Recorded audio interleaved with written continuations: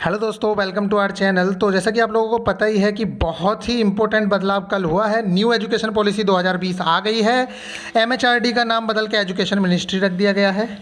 और आप लोगों को पता है कि ये जो शिक्षा नीति है 1986 की शिक्षा नीति में 1992 में संशोधन किया गया था, उसके बाद से अब ये देखने को मिल रहा है।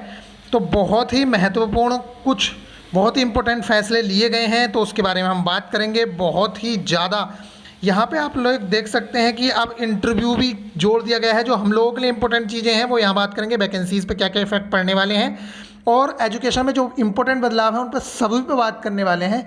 तो फिलहाल आप ये देख लीजिएगा कि इसमें सबसे ज़्यादा बड़ी दिक्कत जो होगी वो होगी ट्रांसफ़र की।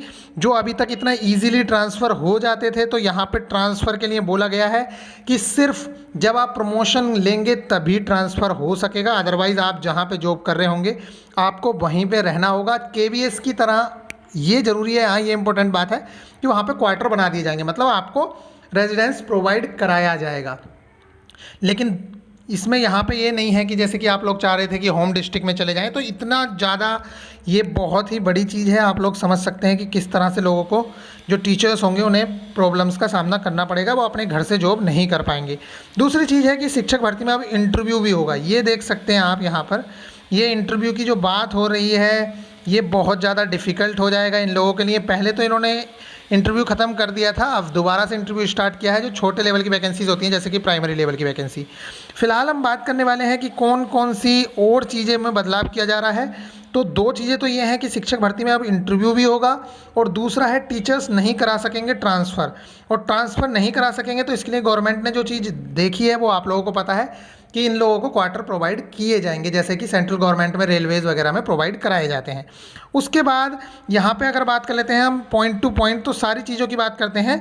तो सबसे पहला पॉइंट यहाँ पे देखा रखा है, आप लोग देख सकते हैं कि SSRA state school regulatory authority बनेगी, जिसके चीफ शिक्षा विभाग से जुड़े ही होंगे। मतलब पॉलिटिक्स से जुड़ा हुआ आदमी नहीं होगा, शिक्षा विभाग से जुड़ा हुआ आदमी ही होगा इसका। 4 ईयर का, मतलब 4 साल का इंटीग्रेटेड बीएड होगा, जिसमें आपको ग्रेजुएशन प्लस बीएड, मतलब बीए बीएड होगा या बीएससी बीएड होगा, और 2 साल का भी बीएड होगा, और 1 साल का बीएड कोर्स चलेगा जिन लोगों ने एमए या मास्टर्स, मतलब कहने का ये है एमए या एमएससी वगैरह की हुई है। तो तीसरा है ECCE early childhood care and education के अंतर्गत प्री प्राइमरी शिक्षा आंगनवाड़ी और स्कूलों के माध्यम से। टीईटी लागू हो जाएगा सेकेंडरी लेवल तक, जो अभी तक 8th तक था। टीईटी जो अब तक 8th तक होता था, अब वो हो जाएगा 12th तक। ठीक है, तो ये बहुत बड़ा बदलाव है। उसके बाद अगर आप देखना चाहें तो यहाँ पे हम बात कर रहे हैं, ये 3 के बाद टीईटी लागू हो गया। अब नेक्स्ट है शिक्षकों को गैर शैक्षणिक कार्यों से हटाया जाएगा। मतलब ये अच्छी चीज़ है, जो टीचर्स को इधर उधर काम पे लगा दिया जाता है वो चीज़ें हट जाएंगी। नेक्स्ट है बीएलओ ड्यूटी से शिक्षक हटेंगे, एमडीएम से भी शिक्षक हटेंगे। नेक्स्ट है स्कूलों में एसएमसी एसडीएमसी के साथ, यानी स्कूल कॉम्प्लेक्स मैनेजमेंट कमेटी बनाई जाएगी। शिक्षक नियुक्ति में डेमो, स्किल टेस्ट और इंटरव्यू भी शामिल होंगे। ये बहुत ही बड़ी बात है। ये जो चीज़ आप देख रहे हैं, शिक्षक नियुक्ति में डेमो, स्किल टेस्ट और इंटरव्यू भी शामिल होंगे। नई ट्रांसफ़र पॉलिसी आएगी जिसमें ट्रांसफ़र लगभग बंद हो जाएंगे और ट्रांसफ़र सिर्फ प्रमोशन पर ही होंगे। ये बहुत ही बड़ा चेंज है, इसका लगभग विरोध होना भी तय है, ये मान के चलिए आप। लेकिन देखते हैं जो भी होता है। ये शिक्षकों के लिए एक निगेटिव पॉइंट है कि उन लोगों के ट्रांसफ़र अपनी जगह पे नहीं करा पाएंगे वो। नेक्स्ट है ग्रामीण इलाकों में स्टाफ क्वार्टर बनाए जाएंगे। ये एक पॉजिटिव पॉइंट है। जैसे केवीएस में क्वार्टर बने हुए हैं, ठीक सेम ऐसे ही यहाँ पर क्वार्टर बनाए जाएंगे। तो ये एक अच्छी बात है कि अगर आप लोगों को घर पे नहीं मिल रहा है तो वहाँ पे क्वार्टर में आप लोग रह सकते हैं। नेक्स्ट है RTE राइट टू एजुकेशन को कक्षा 12 तक या 18 वर्ष तक लागू किया जाएगा। मिड डे मील के साथ हेल्थी ब्रेकफास्ट भी दिया जाएगा। आप लोगों को पता है जो स्कूल में, प्राइमरी स्कूल्स में खाना दिया जाता है बच्चों को, तो उसके साथ अब ब्रेकफास्ट भी दिया जाएगा। नेक्स्ट बात करते हैं, 3 लैंग्वेज बेस्ड स्कूली शिक्षा होगी। कहने का मतलब है एक तो वहाँ की लैंग्वेज, जैसे मान लो तमिल है, हिंदी है, वो तो रहेगी। सेकेंडरी इंग्लिश और एक फॉरेन लैंग्वेज भी आप लोग चूज़ कर पाएंगे। तो 3 लैंग्वेज सिस्टम होगा। नेक्स्ट है फॉरेन लैंग्वेज कोर्स भी स्कूलों में शुरू होंगे, ये आप देख सकते हैं। नेक्स्ट है साइंस और मैथ को बढ़ावा दिया जाएगा, और हर सीनियर सेकेंडरी स्कूल में, मतलब जो भी स्कूल 12th तक हैं उन स्कूलों में साइंस और मैथ विषय कंपलसरी हो जाएंगे। नेक्स्ट है स्थानीय भाषा भी शिक्षा का माध्यम होगी, ये बहुत ही इंपॉर्टेंट चीज़ है। और एनसीईआरटी पूरे देश में नोडल एजेंसी होगी। स्कूलों में पॉलिटिक्स व गवर्नमेंट का जो हस्तक्षेप होता है, मतलब जो वो उनकी कोई भी वो रुकावट नहीं डाल पाएंगे। नेक्स्ट है क्रेडिट बेस्ड सिस्टम होगा, जिसमें कॉलेज बदलना आसान और सरल होगा। बीच में कोई भी कॉलेज बदला जा सकता है। जैसा आप लोगों को पता है कि मान लीजिए आपने ग्रेजुएशन में एडमिशन लिया, तो अगर आप 1 साल ग्रेजुएशन की पढ़ाई करते हैं तो पहले क्या होता था कि या तो आप 3 साल पूरे करो, अदरवाइज़ आपका 1 साल का भी कोई मान्यता नहीं होगी। अभी क्या होगा, अगर आप 1 साल करते हैं तो आपको सर्टिफिकेट कोर्स मिलेगा, 2 साल करते हैं आपको डिप्लोमा मिल जाएगा, 3 साल करते हैं आपको डिग्री सर्टिफिकेट मिलेगा। तो ये बहुत ही अच्छी बात है, मतलब कभी भी इनपुट इन कर सकते हैं, कभी भी आउट कर सकते हैं। ऐसा नहीं है कि आपको पूरा का पूरा कोर्स ही करना पड़ेगा। नई शिक्षा नीति में सबसे इम्पोर्टेंट चीज़ है कि बीएड वालों के लिए तो बीईएड 3 तरह से कराया जाएगा।